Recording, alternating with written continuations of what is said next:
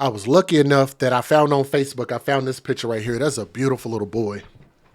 But I'm thankful that somebody actually posted the picture. I did actually confirm that this is the correct picture. And we don't do a lot of stories out of Pueblo, Colorado, so this will be a first. But before we get into the details, and before we talk about that person right there,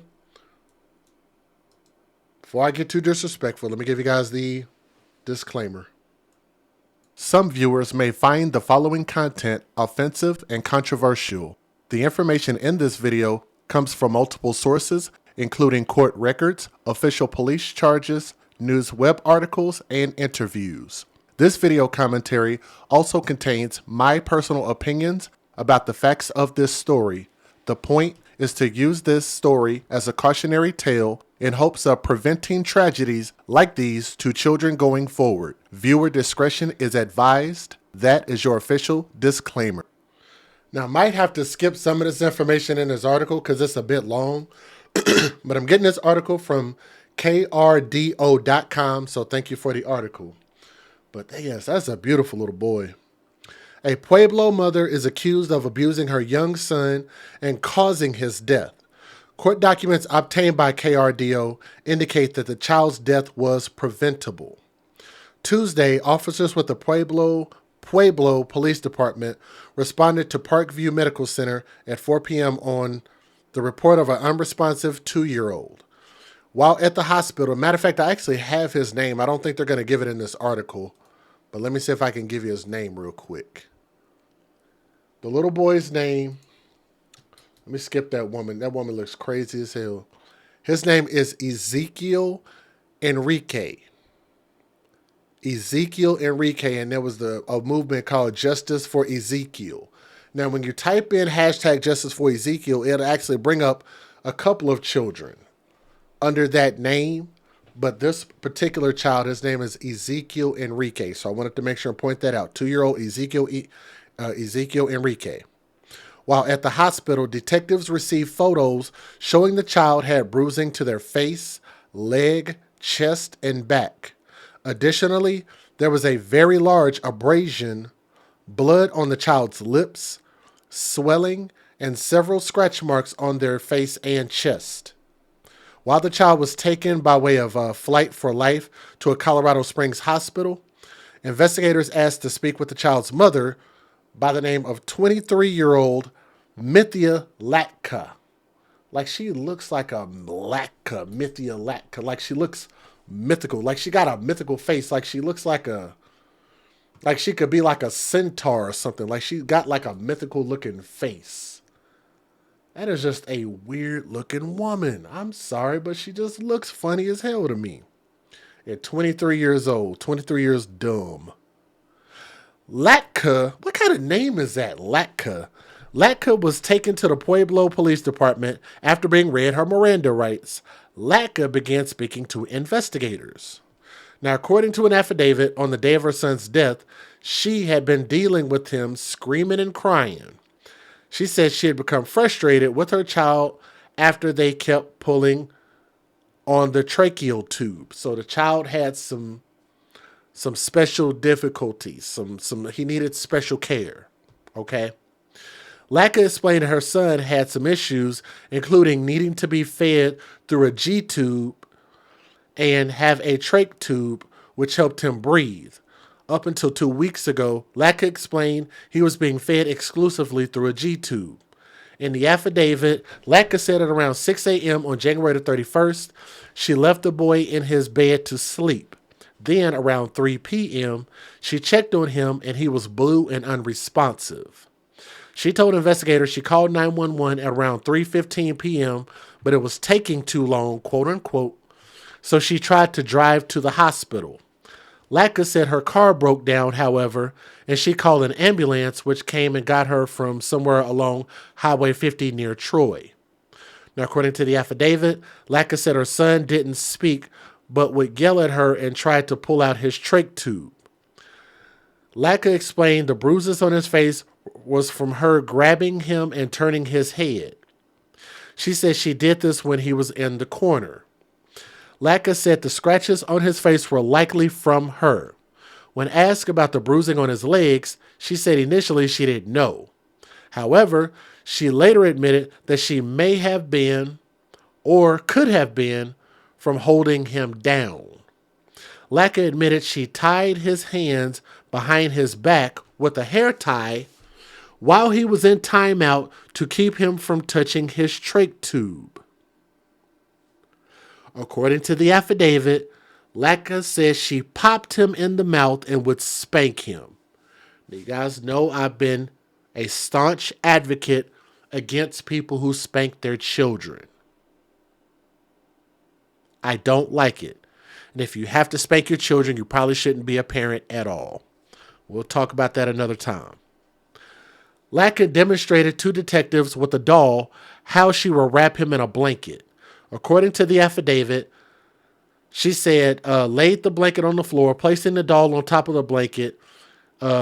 Mithia demonstrated, they redacted the name, by folding up the doll, but of course we know him as Ezekiel. Demonstrated Ezekiel by folding up the doll in the blanket with the arms down to the side.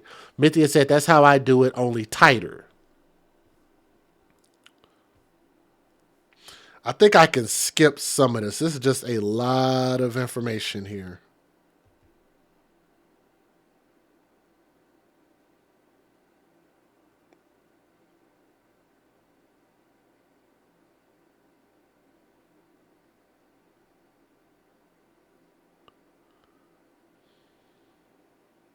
There's a lot of information. So I'm going to skip some of this. You guys can go to krdo.com.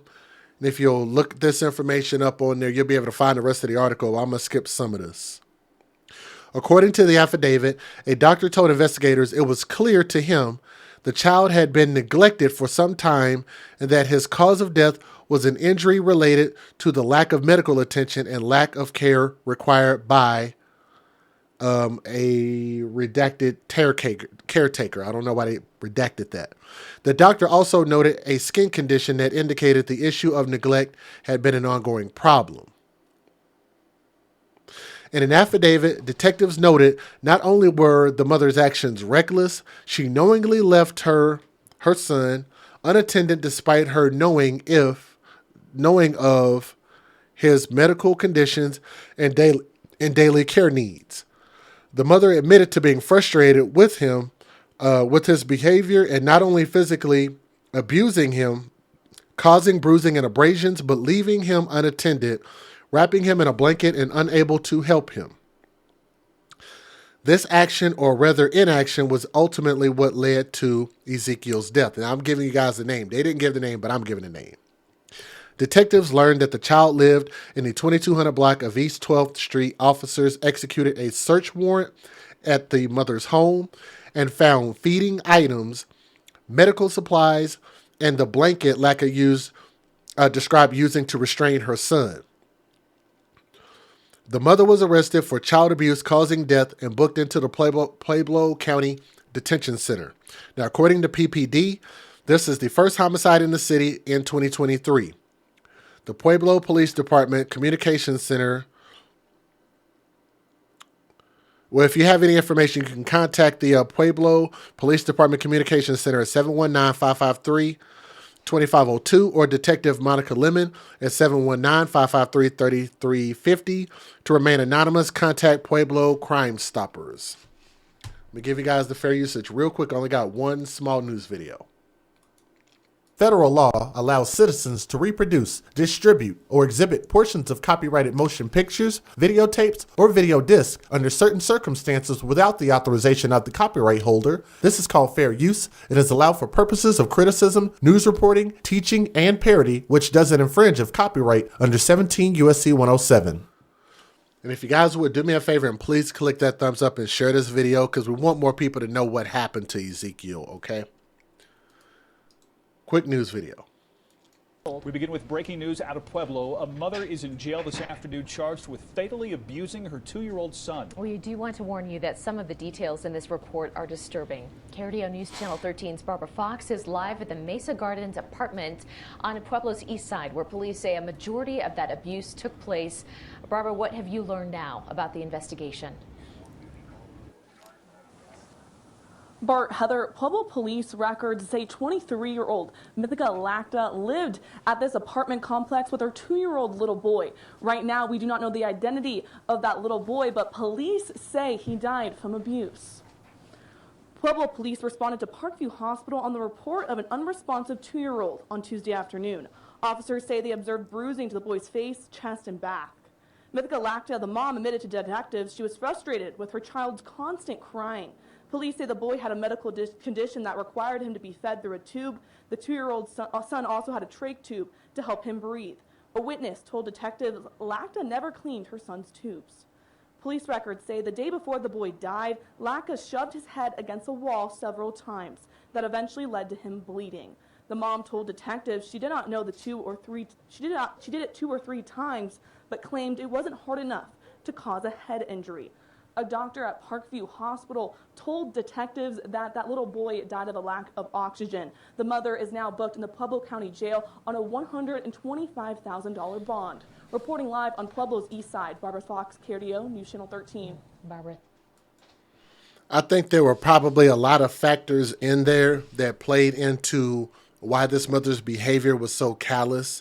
And especially if you have a special needs child, it takes a whole nother level of dedication to this child that you helped bring into this world. This child can't speak for himself nor defend himself, and he didn't ask to come into this world.